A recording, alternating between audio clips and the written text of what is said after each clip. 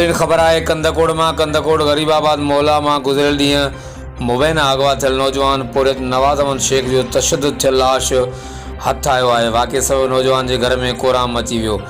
ॿिए तरफ़ ज़िले कश्मीर कंदकोट पुलिस एक हफ़्तो अॻु कंदकोट बाईपास वटां हथियारबंद हथां अगवा थियल ट्रक ड्राइवर मधेजी वासी नसीर बिरोई के कचे वारे इलाइक़े में ॾोहारनि सां मुबैना मुक़ाबले बाद बाज़ियाब करण जी दावा कई आहे।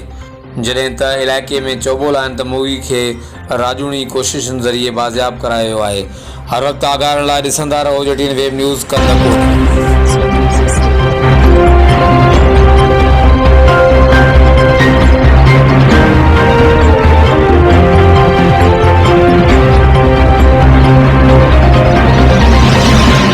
Music Studio.